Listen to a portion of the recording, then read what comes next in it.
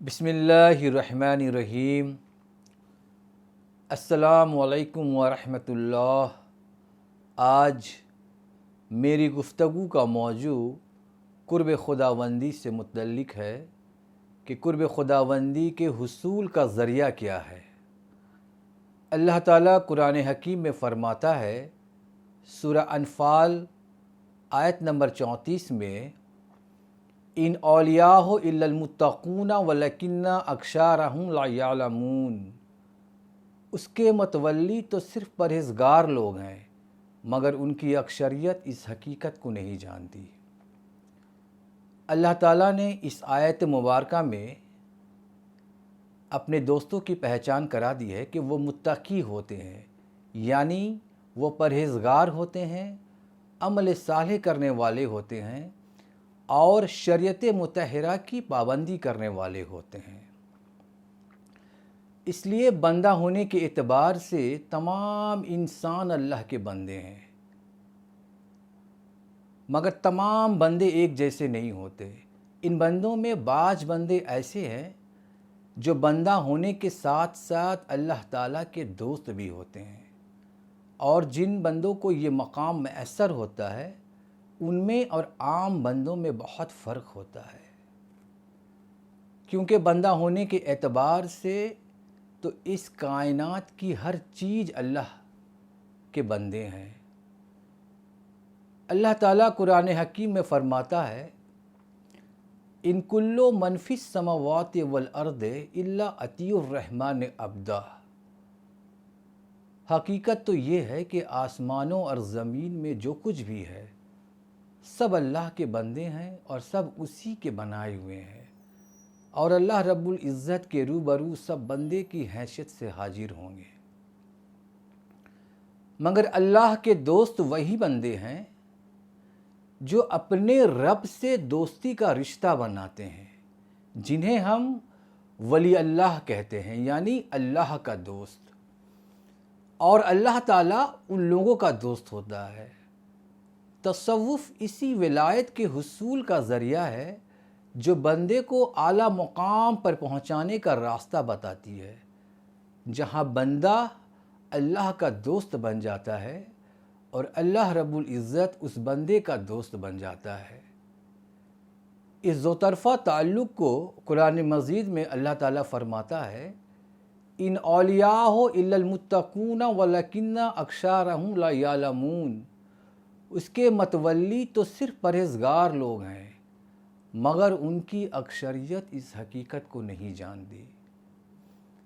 ऐसे मुत्तकी अफराद जो मकाम विलायत के हामिल होते हैं, एक तरफ तो वो अल्लाह के दोस्त होते हैं, जिसको साबका आयात मुबारका में बयान किया गया है, और दूसरी तरफ अल्लाह उन लोगों का दोस्त होता है जिसको कुरान मजीद में अल्लाह ताला दूसरी जगह इरशाद फरमाता है कि अल्लाह वलियुल्लज़ीना आमनू युख़रिजुहुम मिनज़्ज़ुलुमाति इलन नूर।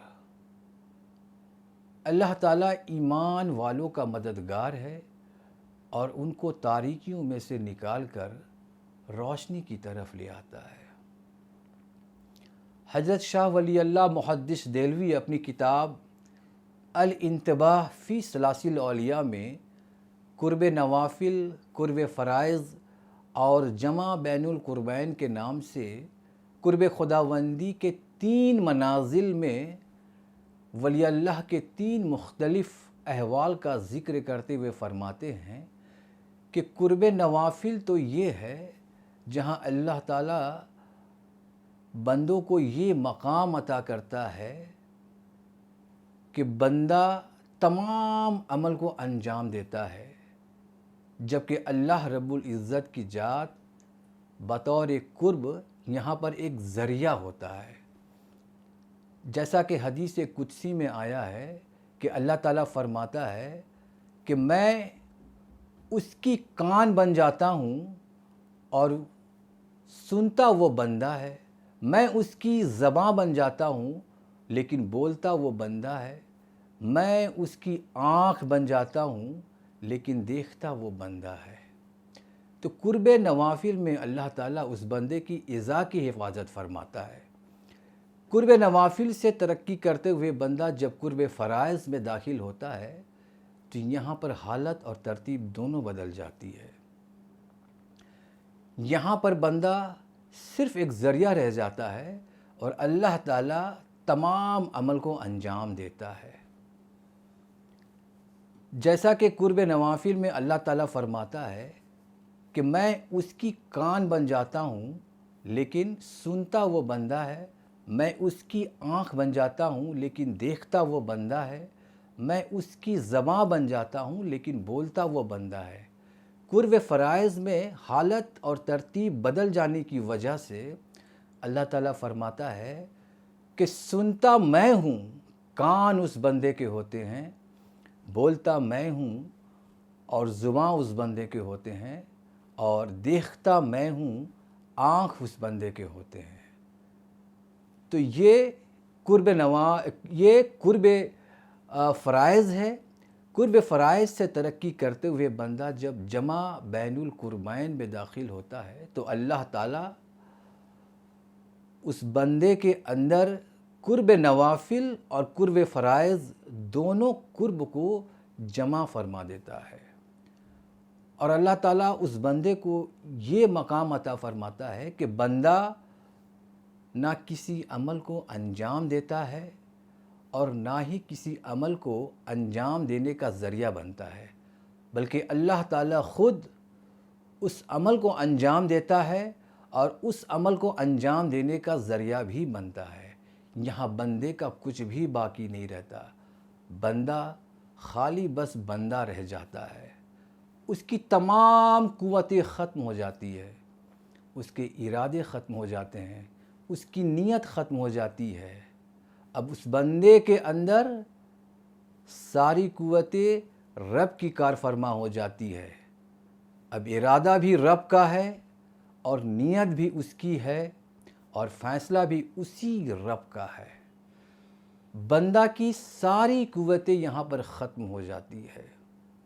اب وجود تو انسان کا ہے مگر بندہ صرف ایک قسم کا پتلا رہ جاتا ہے۔ اب رب اگر اسے ہنسا رہا ہے تو وہ ہنس رہا ہے، اسے رلا رہا ہے تو وہ رو رہا ہے، اسے چلا رہا ہے تو وہ چل رہا ہے، اسے بھیج رہا ہے تو وہ جا رہا ہے۔ گویا اس مقام پر پہنچ کر بندہ مقام محبوبیت کو پا لیتا ہے، اور بظاہر اس بندے پر اگر کسی کا حق ہے تو صرف اللہ رب العزت کا ہے۔ اس لیے شاعر کہتا ہے کہ دو عالم سے بیگانہ کرتی ہے دل کو، عجب چیز ہے لذت آشنائی۔ وآخر دعوانا ان الحمد للہ رب العالمین۔